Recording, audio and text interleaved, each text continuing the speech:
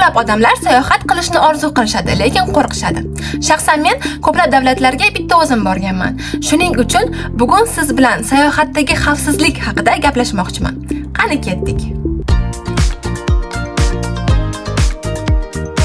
Mening ismim Nodira va men Aviasales.uzda ishlayman va bugun sizga sayohatdagi xavfsizlik bo'yicha kerakli maslahatlarni tayyorladim.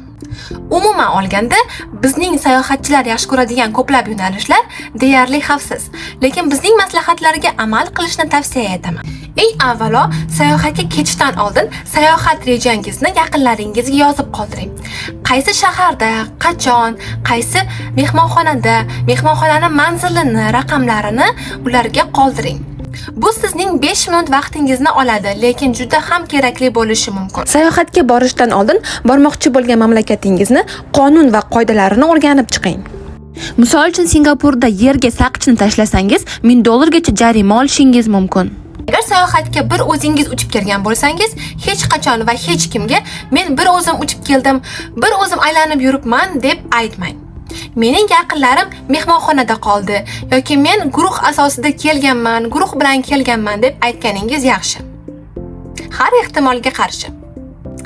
Agar siz sayohatda diqqatga sazovor joylarga borsangiz, o'sha yerning o'zidan lokatsiya hech qachon qo'ymang. Chunki shu diqqatga sazovor joyda aylanib yurgan boshqa sayohatchilar sizni osonlikcha topishlari mumkin. Lokatsiyani mehmonxonaga qaytganingizdan so'ng qo'yganingiz yaxshi. Hech qachon sayohatda o'zingiz bilan barcha pulingizni bir joyda olib yurmang. Ozginasini hamyonda, ozginasini mehmonxonadagi seyfda va qolganini kartada saqlaganingiz yaxshi. Va hech kimga hech qachon o'zingiz bilan katta pul borligini aytmang va ko'rsatmang.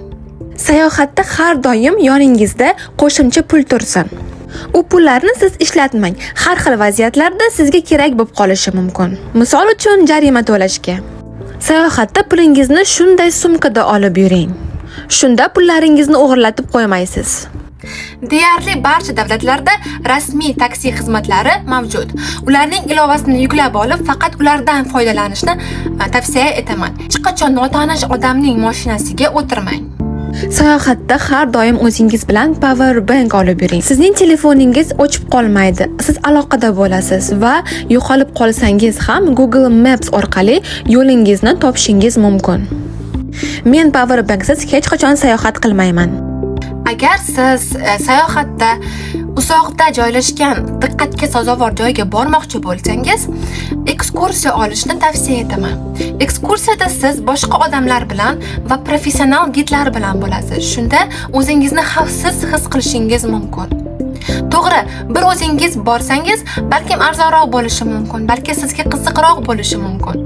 Lekin siz u joylarni yaxshi bilmaysiz va shuning uchun ekskursiya olgan yaxshiroq deb o'ylayman. Qaysidir diqqatga sazovor joyga borishdan oldin u haqida Google Maps'dagi izohlarda o'qing. Balkim u joy juda ham xavflidir. Sayohatga borishdan oldin pasportingizni nusxasini qilib qo'ying. Agar pasportingiz yo'qolib qolsa, siz shu nusxa bilan O'zbekiston elchixonasiga borishingiz mumkin. U yerda sizga uyga qaytish uchun hujjat tayyorlab berishadi. Pasportingizning nusxasi borligi bu jarayonni tezlashtiradi. Agar sizga bu maslahatlar qiziqarli va foydali bo'lgan bo'lsa, bizning YouTube kanalimizga obuna bo'lib qo'ying. Yanada qiziqarli mavzular haqida gaplashamiz.